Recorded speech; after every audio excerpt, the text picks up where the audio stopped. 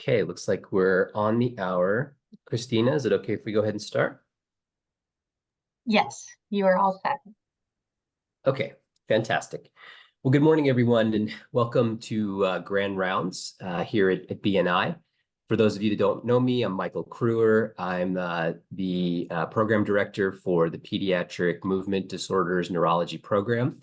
And it gives me great pleasure this morning to introduce our speaker, Dr. Madeline Pasquale. Madeline is well loved by all of us in the Movement Disorders Program. She is our current fellow, and she comes to us from her position in the Philippines, where she took a hiatus from serving as chief of the Neurosciences Clinic in the section of pediatric neurology at the Sacred Heart Hospital in Malolos. Dr. Pasquale has a distinguished background. She has several degrees, including a Bachelor of Science in Pharmacy from the University of Santo Tomas in Manila, and a Doctor of Medicine degree also from the University of Santo Tomas. She did her internship in Manila as well as her pediatric residency at Quezon City at the Philippine Children's Medical Center, where she was the chief resident. She then went on to child neurology fellowship training, which she also completed at the Philippine Children's Medical Center.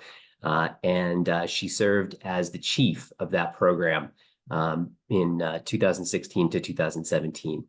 So Madeline is going to be talking to us today about tics and functional tic-like behaviors. And without further ado, Madeline, wonderful to have you. Thank you so much, Dr. Kerr, for that introduction. So good morning, everyone. My topic is on tics and functional tic-like behaviors, which one it is. So for my objectives is to review the clinical course of tics and functional tic-like behaviors, to emphasize on clinical clues in differentiating the two conditions, and to give updates on the recent studies in the management of these two conditions. So by definition, tics are abnormal, involuntary, discrete, repetitive movements or sounds that change over time. They resemble voluntary actions or may resemble meaningful acts, but seemingly out of context and exaggerated. So any single movement can be a tic, but they varies in frequency and intensity. Tics are further classified as motor, phonic, and further subclassified as simple or complex. Motor tics are movements that involve the skeletal muscles. So it's called simple motors when these are just bouts of single, brief, meaningless movement or movement fragments. And most commonly, simple motor tics that we see in the clinics are blinking, nose twitching, neck jerking, shoulder elevation, some gaze shifts, and abdominal tensing. It is called complex when the motor tics are more stereotype or sequential movement involving multiple muscle groups or body parts. It can be a combination of simple motor tics. It is more coordinated action. It can be more coordinated actions such as bending, touching, gyrating, and jumping. And some of our patients can have parakinesias or pseudo-voluntary movements wherein they try to camouflage the tics by incorporating them into seemingly purposeful acts. So some patients will try to act as if they're just adjusting their hair during a head jerk. Some patients can have echopraxia or repetition of another person's actions, or copropraxia when they're performing obscene or forbidden gestures. It is called phonic or vocal tics when the movements involve the diaphragm or laryngeal muscles that produce a sudden utterance of sound from mouth or nose. Hence, some of the specialists would prefer using phonic tics. It is simple phonic tics when the sounds do not form words, such as simple throat clearing, grunting, coughing, or sniffing. And it is complex when there is a pronunciation of words or sentences. So some patients can have coprolalia or shouting of obscenities or profanities. They can have palilalia or repetition of own utterances, most especially the last syllable of the words. Echolalia, repetition of someone else's words or phrase. and klasomania from the Greek word klaso, meaning scream or shouting, wherein they have repetitive shouting. Based on phenomenology, tics can be clonic, meaning they're more abrupt jerk-like tics, such as blinking, head jerking, and it can be called dystonic tics when they're transiently sustained, as shown in this video. So, as you can see in this video, the patients can have sustained eye closure or blepharospasm, and some oculogyric eye movements.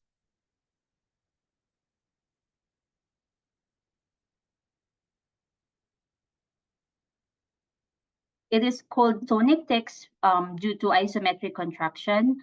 And some patients can have blocking tics due to dystonic and tonic muscle contractions, wherein they have cessation of movement or complete interruption of motor activity, such as speech. So based on the DSM-5 criteria, tics can be provisional tic disorder when the patients have single or multiple motor tics and or vocal tics, and these have been present for less than a year since the first tic onset. It is chronic motor or vocal tic disorder when either motor or vocal tics are occurring for more than a year after the first tic onset. And it is called Tourette disorder or Tourette syndrome when the patients have both multiple motor tics and at least one vocal tic that occur daily, or it can be intermittently for more than 1 year duration. Take note that for these 3 tic disorders, the onset should be before age 18 years. Under the DSM, it can be other specific tic disorder when the patient has tics but fails to fulfill the criteria for any of the 3 tic disorders. But in this case, the reason should be provided. Like, for example, the age of the onset is not less than 18 years old or more than 18 years old. It is unspecified tic disorder when the patient fails to fulfill any of the tic disorder, and the reason why the individual failed to meet the criteria is not provided. So for the first 3 tic disorders, it should the disturbance should not be attributable to the physiological effects of a substance such as cocaine or another medical condition, or what we call secondary causes of tics or touritism. Most commonly, we have to rule out encephalitis, drugs, toxins as cause of secondary tics. For the epidemiology, it is common in childhood, and it has a prevalence rate of 6 to 12% in children. Provisional tics can be has a prevalence rate of 3%, and chronic, including Tourette disorder, is about 1 to 3%. The median age of onset is between 4 to 8 years old, but majority of the tics would occur in patients less than 11 years old. It has a male predominance. The most common presenting tic is usually a motor tic, which is usually eye blinking. Vocal tics can be present in up to 30% of individuals, and the most common initial vocal tics can be sniffing or just throat clearing, and motor tics usually precede the phonic tics. So the diagnosis of tics is still based on history and physical examination, and that additional testing or imaging is generally not indicated. So there are some clinical features to distinguish tics. So the onset, as mentioned, is typically between 4 to 8 years of age. It peaks between 8 to 12 years old, and it has this rostrocaudal appearance, meaning they often first appear in the face, in the head, and in the neck. It has a tendency to change over time and has a good prognosis, and most patients would have resolution of tics during adolescence and adulthood. They can have short-term bouts or bursting, or the more commonly observed long-term waxing and waning pattern and fluctuating frequency. They evolve with mixture of new and old tics, and often changing in distribution with variable intensity. Most children are often aware of some or all of their tics. Other features that tics have is what we call premonitory urge that usually precede the tic. But take note that this may not be noted as much as 3 years after the onset of the tics, and that it occur in 37% in younger children because of their difficulty in describing the sensation or the lack of awareness or maturational process. Some patients will just define premonitory urge as simple urge or feeling of pressure, itch, or unexplained feeling. Some patients can have nasal stuffiness before they do their sniffing tics, and they feel tension in the neck, relieved by stretching of the neck. And usually the premonitory urge is localized to the region of the tic.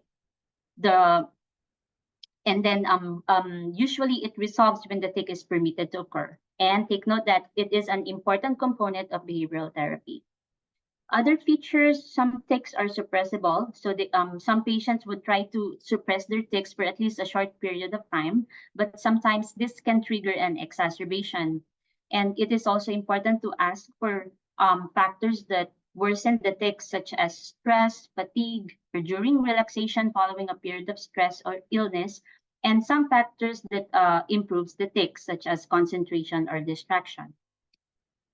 So for the pathophysiology, it's most reports will tell us about the dysfunctional synaptic mechanisms of dopamine and other neurotransmitters in the corticostriatal thalamocortical circuit. But other sites are also mentioned, like hippocampus, even brainstem, cerebellum, and thalamus, and for phonic tics, region including nucleus accumbens.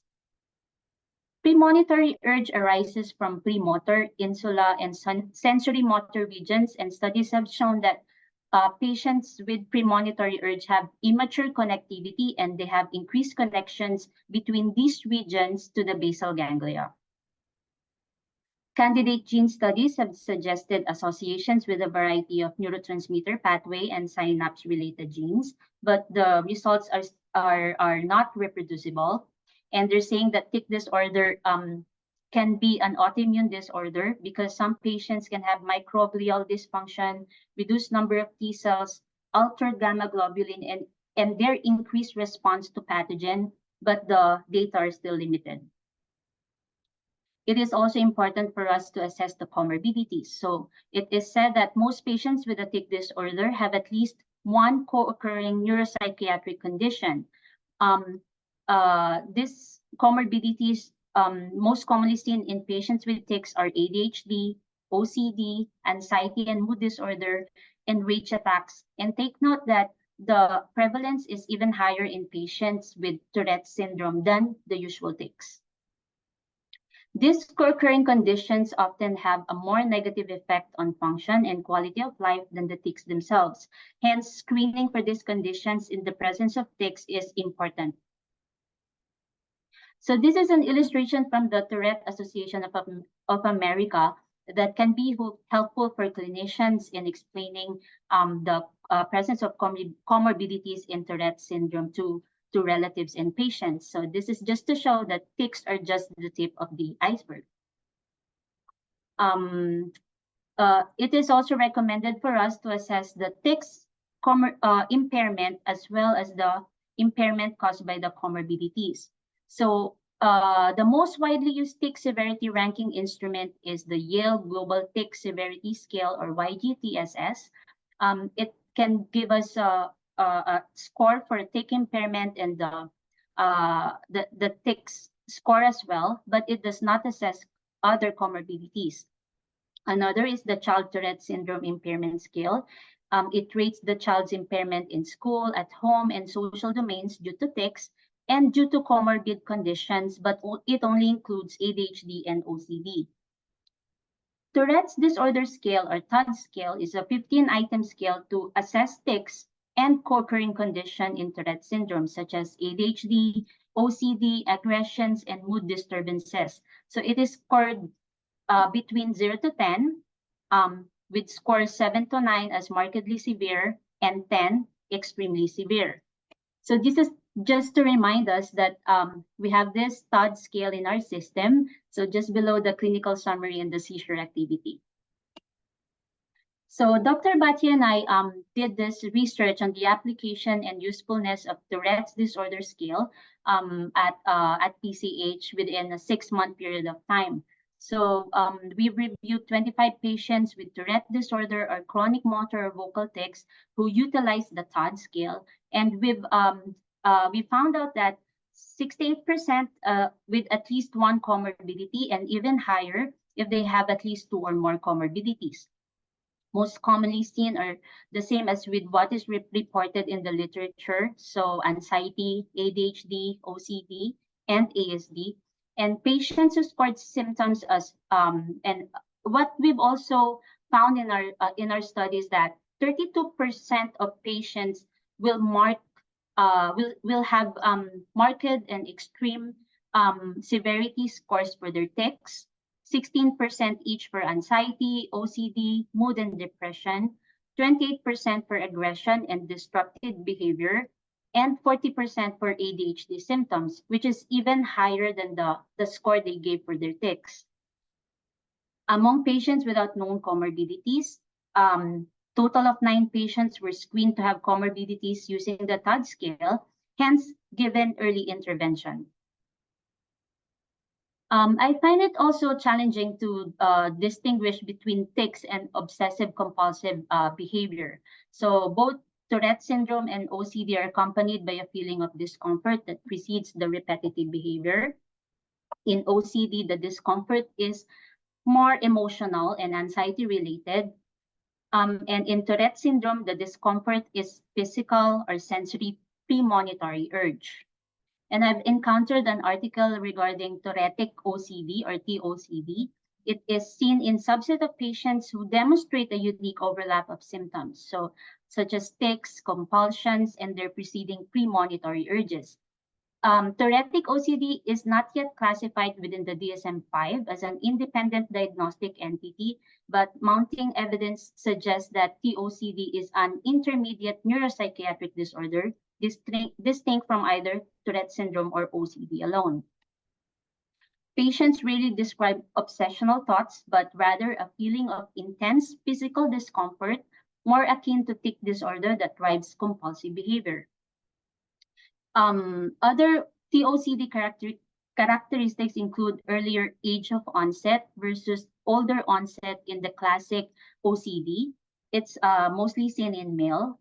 And specific symptom clusters, they seem to have higher tendency towards impulsions such as rubbing, tapping, or touching associated with symmetry concerns or thoughts of exactness until they feel right versus the classic OCD compulsions related to checking, cleaning, and reassurance seeking.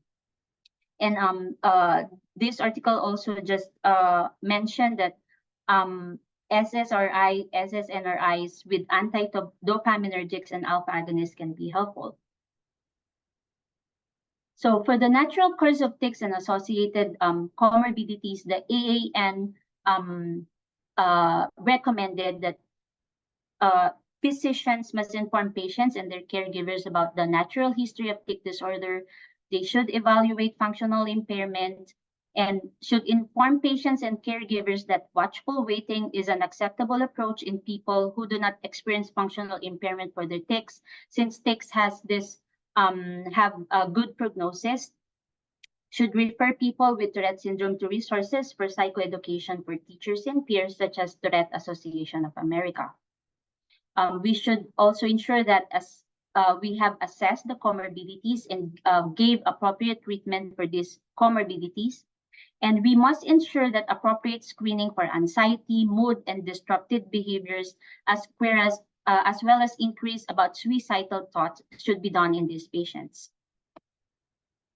Another challenge for me is to distinguish between tics and functional tic-like behaviors. So under the DSM-5, FNBs are defined by the presence of one or more symptoms of altered voluntary motor and sensory function, clinical findings of incompatibility between the symptoms and the medical condition, clinical presentation that cannot be explained by another disorder, and that it has significant distress provoked by the symptoms. FNDs have two primary categories. So under this, we have the PNES or the psychogenic non-epileptic seizures and the functional movement disorders. The most frequent FNDs include tremor, dystonia, gait disorder, and Parkinsonism. And functional tics are relatively rare, in about 4 to 5% until an increase in the number of patients, mainly in young women during the COVID-19 pandemic. So from 4 to 5%, it increased to 10.6 in 2020 to about 36% by 2021. So in addition, an increase in functional tics are also said to be related to social media, most especially TikTok. Hence, the term social media tic disorder was added under the FMD.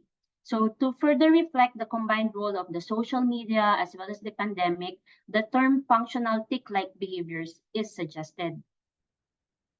So the European Society for the Study of Tourette Syndrome in 2022 proposed 3 major criteria and 2 minor criteria to support the clinical diagnosis of FTLBs, to differentiate it from tics. So it is a definite diagnosis if it fulfilled all 3 major criteria, and probable diagnosis of FTLBs if in the presence of 2 major criteria and 1 minor criterion.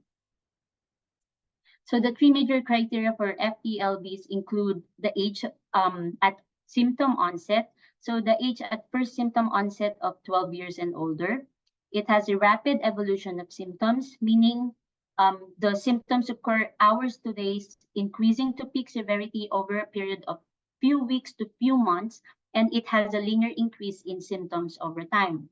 And based on phenomenology, it should fulfill 4 of the 9 phenomenological features that we will discuss in the succeeding slide.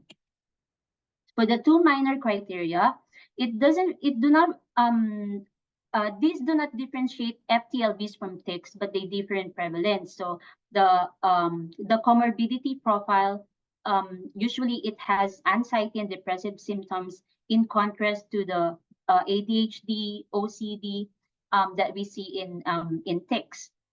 They're also prone to self-injuries. They have suicidal ideations, and also the presence of other functional neurological symptoms or other FMDs, such as functional seizures or paralysis or somatoform disorders. More commonly seen is functional abdominal pain. So for the phenomenology, again, we need 4 out of the 9. One is the multiple tic-like movements and or vocalizations with a large number of complex than simple tic-like behaviors. Number 2, the same tic-like behavior is variably reproduced. So FTLB is inconsistent rather than stereotype, as we see in tic disorders. The motor tic-like behaviors include complex arm and hand movements such as banging, banging chest or head, tapping, hitting others, sign language, throwing objects or offensive gestures, drop attacks or freezing. And it can be context dependent or violent and ballistic that can lead to self-injury or injury to objects or persons around the patient. The motor tic-like behaviors do not usually follow the typical rostrocaudal progression in their first appearance, in contrast to tics. Vocal tic-like behaviors include several words and statements, including context-dependent and offensive words or statements. Tic-like behaviors resemble popular cultural influences. So some of the patients will mention like Gordon Ramsay or Peppa Pig. And patients experience a large variation in symptoms frequency and intensity over the course of a single day, with 100% symptom-free activities for several hours and severe symptoms in specific contexts. Tic-like behaviors change rapidly with constant onset of new tic-like behaviors on a daily basis or every few days. And the examining clinician observes an increase in FTLBs during the PE of the patient. We have mentioned about premonitory urge that it is mostly associated with tic disorders, but in a recent study by Dr. Pringsheim and company, they found out that premonitory urge is not a useful feature to discriminate FTLBs from tics because they have similar frequency and intensity to patients with tics. So this is just to compare the complex movement disorders seen in Tourette syndrome and in patients with functional tic-like behaviors. So this is an 8-year-old boy with Tourette syndrome involving multiple facial movements.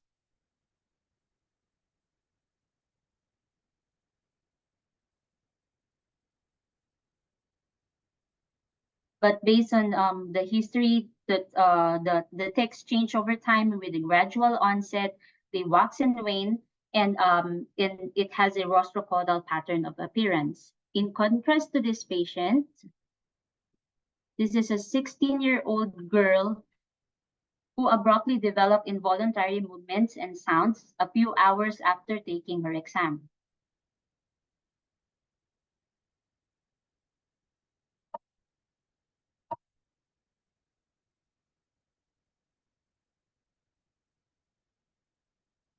So you could see that the patient has complex invariable movements involving mostly the hand and arms.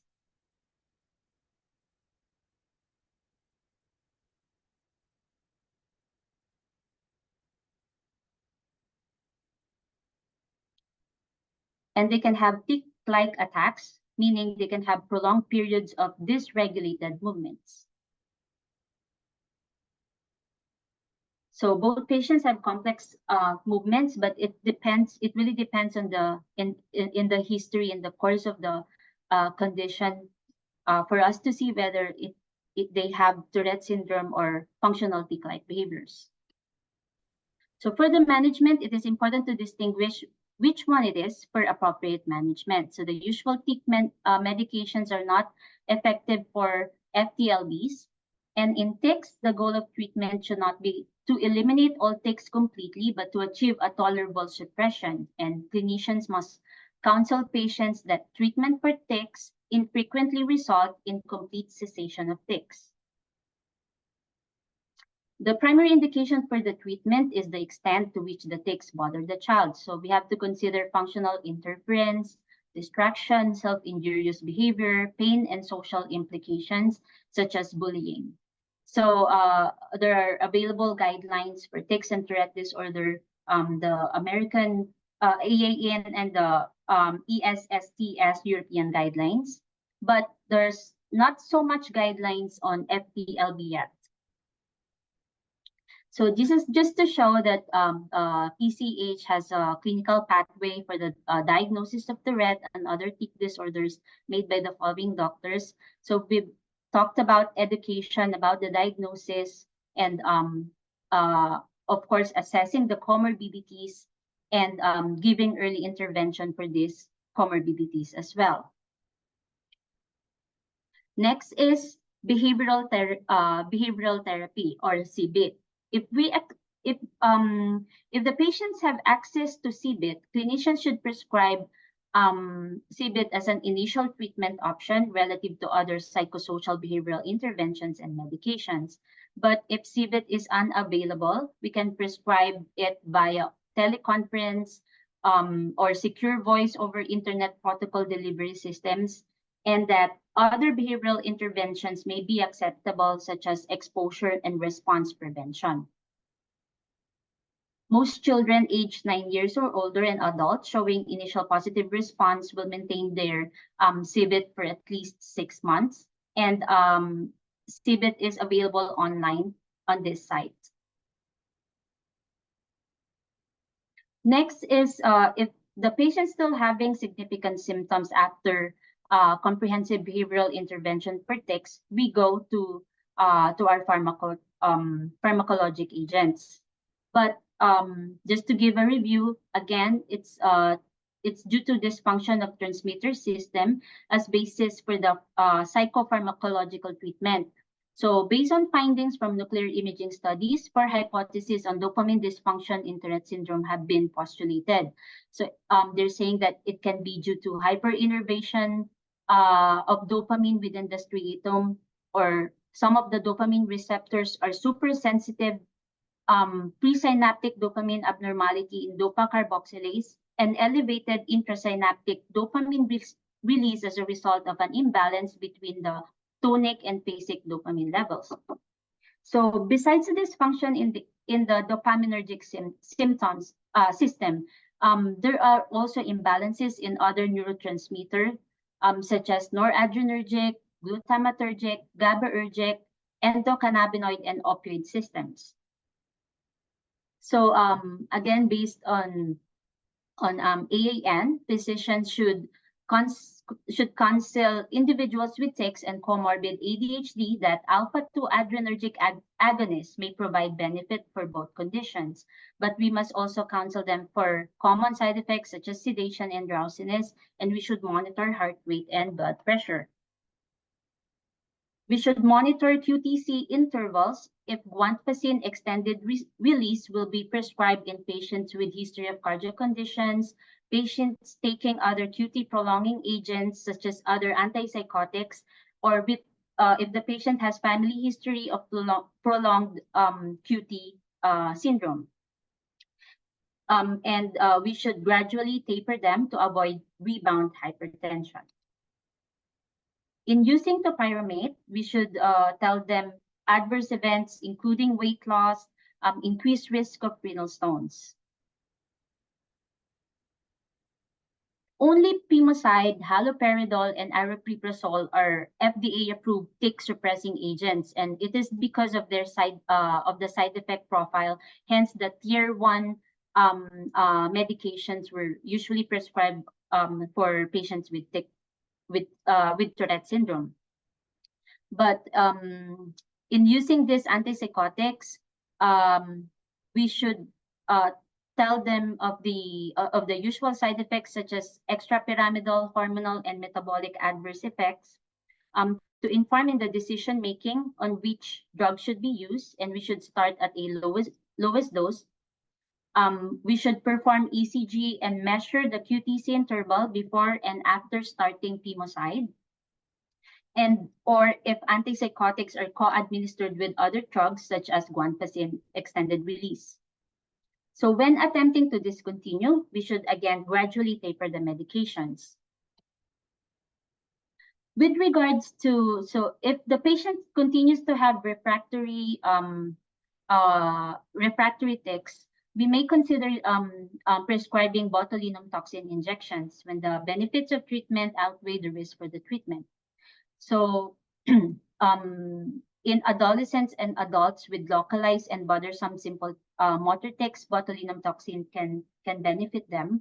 And in older adolescents and adults with severely disabling or aggressive vocal tics, we must counsel that it may cause weakness and hypophonia, and that all effects are temporary. So it is also interesting that to note that botulinum toxin can give tic reliefs and as well as the resolution of the premonitory urge. And at PCH, Dr. Batya has this 9-year-old patient with disabling neck rolling chronic motor tics with sensory urge, and she ends up cracking her neck, which provide full relief after her doing it. So she benefited from botulinum toxin injection on the SCM and splenius capitis, and the result, she has tic resolution after just few days, and she starts to feel sensory urge 2 months post-injection. Next is the use of DPS for medication-resistant tics. So we should take note that it is important for us to have multidisciplinary evaluation to establish when the benefits of treatment outweigh the risk, and that we should confirm first that the diagnosis is Tourette syndrome, and we have excluded secondary and functional tic-like movements. And a mental health professional must screen the patients pre-op and post-operatively. We must confirm that multiple classes of medication and behavioral therapy have been administered already before prescribing DBS, and we can consider DBS for severe self-injurious tics, such as severe cervical tics that can result in spinal injury. So the optimal target for individual symptoms remain undetermined. So the most common targets are centromedian parafascicular complex and the GPI, but other targets are also being reported. So they suggested criteria for DBS in disabling tics with YGTSS score of more than 35/50. If they failed behavioral therapy already and failed medication trials, including alpha-adrenergic agonists, one typical and one atypical antipsychotics, plus one additional category, and that the patient has treated and stable comorbid conditions. So we should also take note that DBS for less than 18 years old should be considered for urgent cases of tics causing acute bodily harm and after ethics committee review. So at PCH, we have two patients with medication-resistant Tourette syndrome who underwent DBS. Both of them are 15-year-old male. One has whiplash tics in addition to the other complex disabling tics. He underwent bilateral centromedian DBS. The second patient has slamming tics with bullying, in addition to the other disabling complex motor tics, and he underwent bilateral GBI DBS. And good thing is that after the DBS, they have almost more than 60% improvement in their YGTSS global score. So I just included this slide because some of our parents or patients may ask us about cannabis. So in the AAN guideline, they recommend this for adults only. And we should take note that we must offer to direct patients to appropriate medical supervision when cannabis is used as self-medication for tics. It may be considered for treatment-resistant adults suffering from clinical relevant tics, or in adults with Tourette syndrome who already use cannabis efficiently as a self-medication in order to better control and improve quality of life. And we must start at the lowest effective dose. And we should also mention that this medication may impair driving ability and that they need re-evaluation for the need for ongoing treatment. Some parents can also ask about complementary and alternative medicine,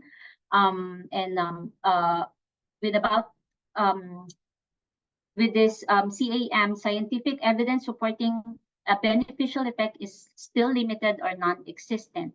So it's interesting about this plum blossom needle therapy as shown in this picture, because this device is available in eBay and in Amazon. So there are some RCTs on it, but the mostly case reports which they say can benefit tics.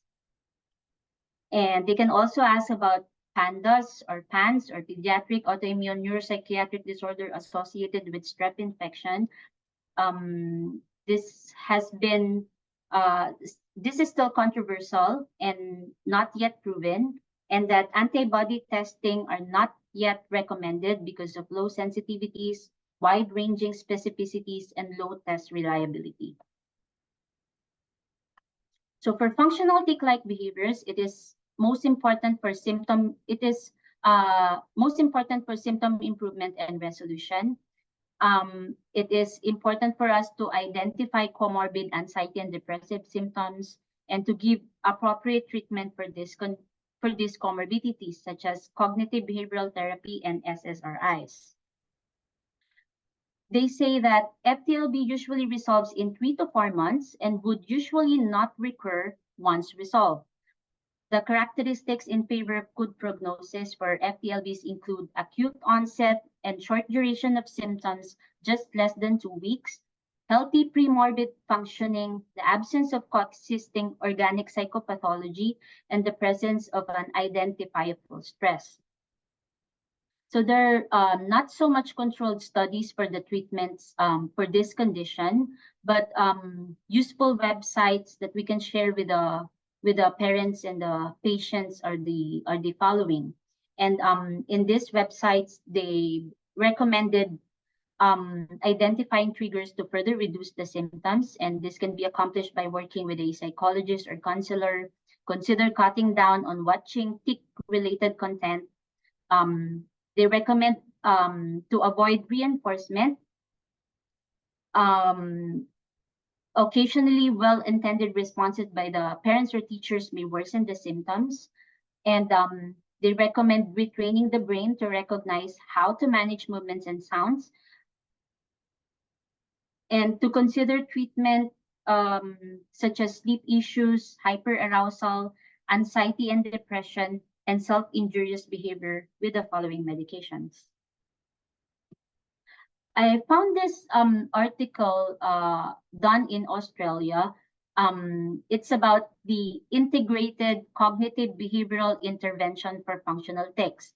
So what they did is this integrates traditional behavioral tic interventions with third-wave cognitive behavioral therapies involving core components of psychoeducation, exposure and response prevention with urge acceptance, sensory grounding strategies, and cognitive behavioral intervention, which mostly target on the stress arousal system. So the findings indicate significant improvement on 8 patients, and the ICBIT is central to the present intervention in generalizing tic urge acceptance to the tolerance of other somatic symptoms and sensations. So in summary, tics, the age of onset of tics is earlier, usually 4 to 8 years old, than functional tic-like behaviors mostly seen in adolescent and mostly female of more than 12 years old. The natural course of tics is a gradual, it is gradual in onset and usually would start as a simple motor tics, becoming complex tics in a rostrocaudal pattern. And it is usually waxing and waning, in contrast to functional tic-like behaviors, which are usually rapid and abrupt, complex movements involving the hands and arms. And it is common for these patients to have functional obscene words, which are often extremely abundant. It is important for us to assess comorbidities, and I presented some guidelines for tics and recommendations for FTLVs. So to end, I would like to thank the Pediatric Movement Disorder Neurology team, most especially my 3 mentors, Dr. Kruer, Dr. Bhatia, Dr. Haim, of course, Tania, and the people who have helped us to do our research. So that's it, and thank you so much for listening.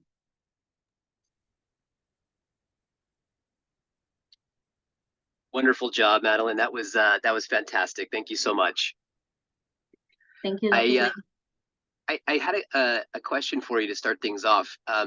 You seem to suggest that CBIT would be kind of the first line treatment, and I guess I'm curious, in your practice, do you always recommend CBIT first, or do you sometimes recommend medication first? And if so, why is that? What's your reasoning?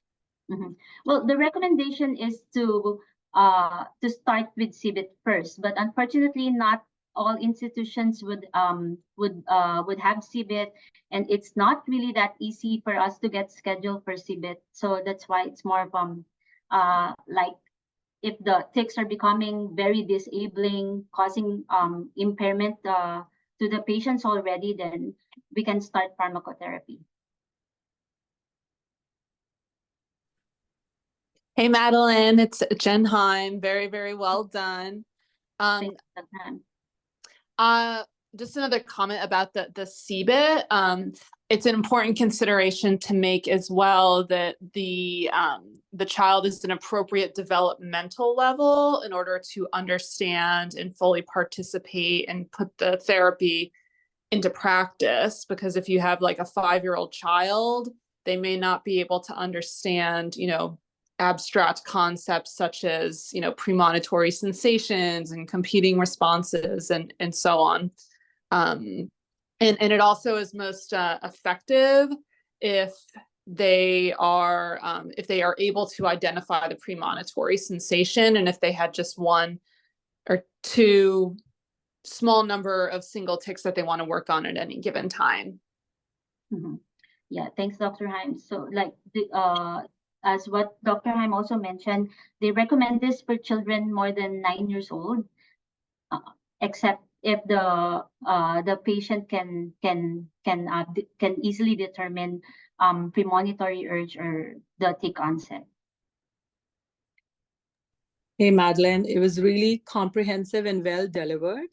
And I'm so glad you actually, towards the end, also brought the idea of people thinking of integrating, the traditional comprehensive behavior intervention therapy that they have been using for tics towards functional tics, because there has been lots of anecdotal evidence that actually going along the similar paths, it works. So it's still a work in progress, but I think you did a great job collecting all the studies that exist on the earth. So wonderful. Thank you.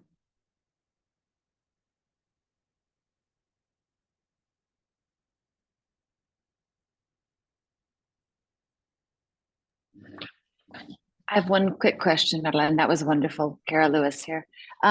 You mentioned the term phonic is preferred over vocal, but I know on your DSM testing, it still shows vocal. Do you know if there is a move to change it, or is it more just a preference to call it phonic? Well, I'm not sure whether they have this move to change it. Dr. Bacha may help me with this, but some of the movement specialists would just prefer using phonic because some of the movements can come from the nose, so that's why they prefer the term phonic more than vocal. Yeah, like Madeline said, there's really no move. It's honestly personal preference. And ultimately, even the vocal is, people will argue, even ultimately vocal is coming, it's a motor because it's a result of action of muscles. So just a personal preference. There is definitely a move to probably, so I'm working with Movement Disorder Society Tourette section, and there's actually a move to question whether it's a good idea to segregate chronic motor or chronic vocal tics from Tourette syndrome per se, because, ultimately they all behave very similar. And there is a lot of stigma associated with Tourette syndrome, or people pay more attention to it versus, chronic motor, chronic vocal is just a tic. So as far as the vocal phonic, just a personal preference.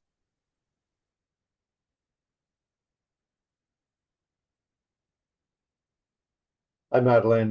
Great job. Angus Wolfong here. Quick question about the prevalence of the functional tic-like movement disorder that really seemed to have taken off during the pandemic and increased with children sitting at home and not being at school and more subject to the influences of social media. Is there any sense that that is now here to stay? And it's just something that children are going to do or teens are going to do? Or is there any hope that now that children are, for the most part, back to school, that maybe this will be a waning trend and not be so in fashion of a thing to do? Mm-hmm. Well, actually, Dr. Wilfong, it seems to be a good research to do, because I don't know if Dr. Bacha has found any article on what's the prevalence of FTLBs nowadays. So I think it's I didn't find any article on the present prevalence of FTLBs after the COVID pandemic, but it's a good research to start on with. Yeah, I agree. It's here to stay. It's better, and again, we all talk about it anecdotally, especially in developed countries. As you see, we are still very much reporting it, certainly way, way better than what it was. But I think as a category of functional neurologic disorder, it is here to stay. And like other FNDs, we really do not fully understand it. And I'd also add too that this is a phenomenon that's been seen before. There was an almost identical group of patients back. Gosh, I think it was like 10 years ago now that made national news. They were in this town in rural New York, and I believe John Mink, who's at University of Rochester at the time, used to be he's a very big name in the pediatric movement disorder world, but he saw a lot of the patients. It was confined to this one particular high school. And when I started seeing these functional patients show up in my clinic, I went back and I watched like the old footage from Good Morning America, because they made the circuit of all the morning talk shows.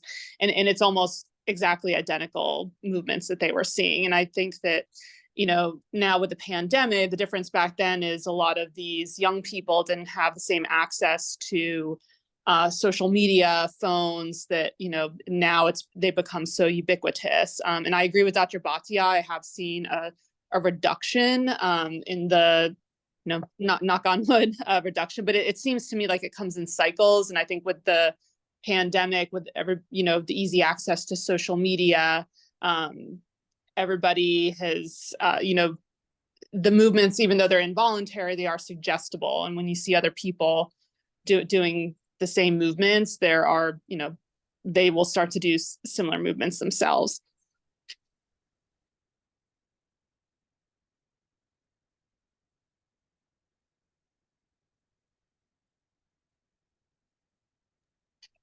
All right. Well, thanks so much, everybody, thanks, Madeline, for a great presentation, and thanks, everybody, for great discussion. I think we can go ahead and end there. Have a great morning, everyone. Thank you.